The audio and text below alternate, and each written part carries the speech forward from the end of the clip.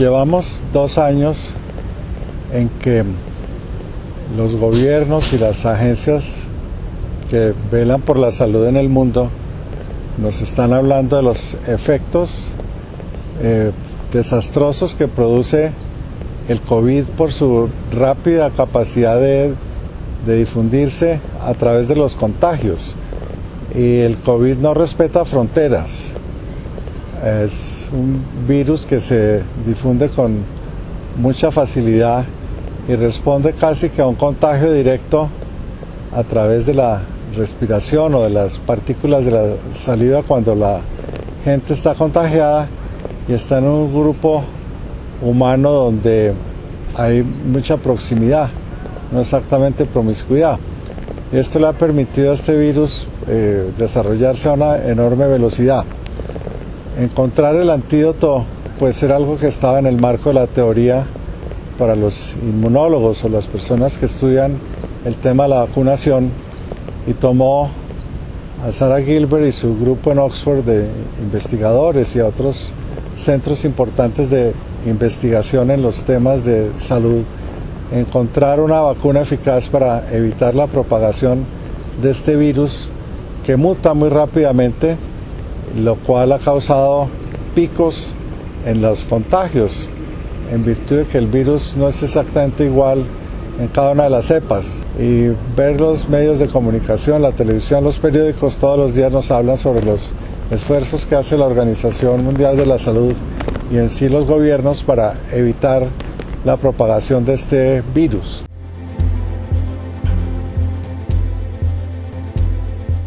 En lo que no han reparado las personas que toman decisiones es si el COVID es un fenómeno que afecta solamente la salud. Bueno, lo que vienen diciendo los economistas, los historiadores, los científicos políticos es que ha sido necesario aplicar unas medidas de paro y de choque en la economía para evitar que se difunda a muy rápida velocidad la situación del contagio del COVID. Las medidas que se han venido tomando en estos 2 últimos años son muy fuertes porque han implicado el cierre de la actividad económica. Cuando yo digo cerrar la economía, pues no es que le eche una llave como a una puerta, pero de pronto es muchísimo más grave y explicaré por qué. Lo primero que nos han sugerido los gobiernos es cerrar las empresas donde se reúne la gente, y esas empresas están asociadas con el comercio, con la hotelería, con el turismo, con los viajes aéreos. Bueno, esos sectores o los espectáculos deportivos donde concurre periódicamente la gente, para evitar el efecto del contagio, se han suspendido las actividades. Pero imaginémonos lo que significa cerrar los estadios 1 año, 2 años, cerrar los hoteles 1 o 2 años, cerrar los establecimientos comerciales 1 o 2 años, cerrar las universidades 1 o 2 años, en fin, todo lo que implique tráfico de personas las hemos interrumpido durante 3 fuertes picos que recordamos en Colombia ha tenido el COVID, y hoy en día se habla de un posible 4º pico. Las universidades y los colegios también han estado muy afectados, pero también y muy importantemente las empresas productoras y transformadoras de materias primas o de partes y piezas para convertirlos en bienes terminados. No puedo ver, como a veces deja ver los funcionarios del gobierno, que se cerró el textil, que se cerró el sector del comercio de bienes procesados, que se cerró la hotelería. Yo no lo vería en esa forma porque la economía es un conjunto de elementos que constituyen y conforman un sistema. Lo grave en esta situación es que la economía está vinculada a través de unos nodos que constituyen un sistema, y este sistema está íntimamente correlacionado. Con la palabra correlación quiere decir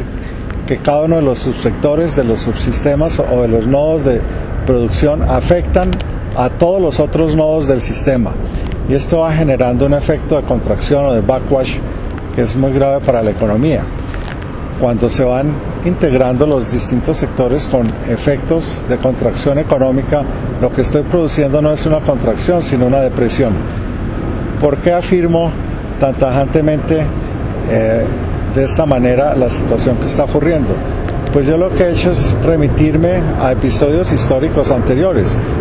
Uno, la guerra de 1873 en Europa, que trajo efectos en el sistema bancario de toda Europa en la época de la guerra franco-prusiana. Miré la Primera Guerra Mundial y se paralizaron muchas economías del mundo por efectos de la conflagración bélica, pero la más grave de todas fue la crisis de 1930-34, cuando el quiebre de los bancos significó que se cerró el crédito que ofrecían los bancos y se quebraron muchísimas empresas porque los bancos eran las agencias que hacían transacciones financieras y transacciones bursátiles, llevando a la quiebra a muchísimas empresas productoras de bienes y servicios en el mundo. Esto ocasionó no solamente un cierre de las economías industrializadas, sino el despido masivo de millones de empleos, no solamente en los países desarrollados, sino en los países que llamamos del tercer mundo, que eran los proveedores de materias primas y los compradores en buena parte de los bienes terminados de los países industrializados. El efecto combinado de estos cierres se tradujo en una gran depresión que le tomó al mundo no solamente 6 años reconstruirse, sino que fue el germen de lo que llamamos la Segunda Guerra Mundial. Crisis ha habido después de la Segunda Guerra Mundial, como fue en la época de la Guerra de Corea, que se cerraron los mercados al terminar la guerra, pero también ha habido otras crisis propiciadas no exactamente por el coronavirus, sino por fenómenos que llamamos sistémicos, no predecibles. La historia estudia mucho estos fenómenos que no se pueden predecir, pero que tienen efectos muy importantes, no solamente en el sector donde ocurre el fenómeno, sino que se difunde y afecta a otros sectores. Mirando los estudios de la física, me encuentro la palabra histéresis. La palabra histéresis es muy útil para entender este fenómeno de la crisis del coronavirus. Cuando hoy los señores del gobierno nos dicen que el gobierno ha tomado unas medidas prácticas para reanimar la economía, llevando mercados a las familias necesitadas o dando unos créditos ocasionales en las empresas cuando pierden empleos o para las personas que se quedaron sin empleos. Esas son muy buenas medidas de muy corto plazo. Lo grave con este tipo de medidas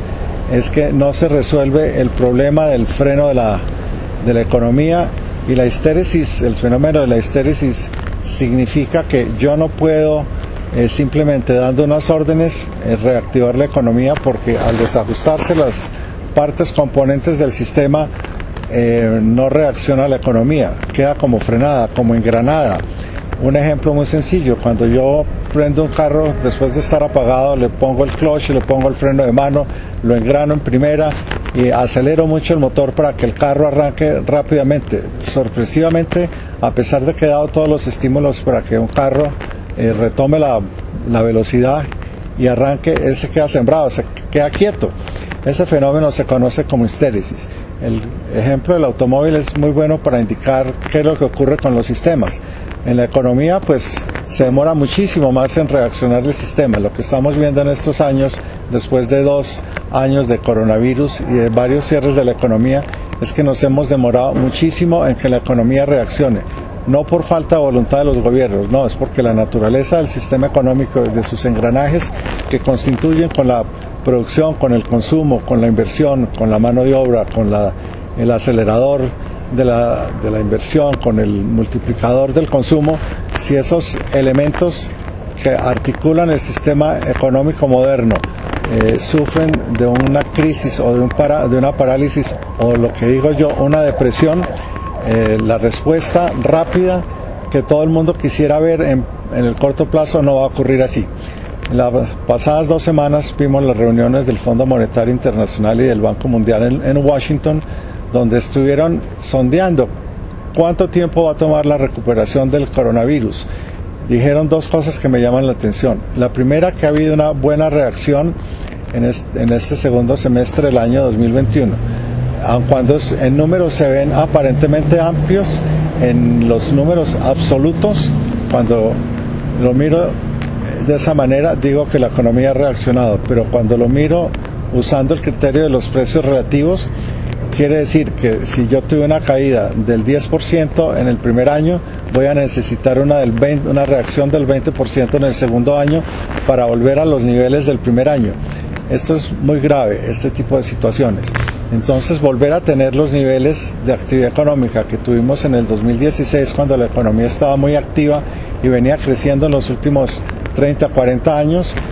con el coronavirus nos va a tomar 5 o 10 años en volver a los niveles que tuvimos en el año 2016, que fue de buena actividad económica. Y por más de que se recupere muchísimo en estos 6 meses, volver al nivel que tuvimos en el año 2016, cuando tuvimos el máximo de crecimiento económico, reitero que nos va a tomar más tiempo y sería tema para comentarlo en otra exposición.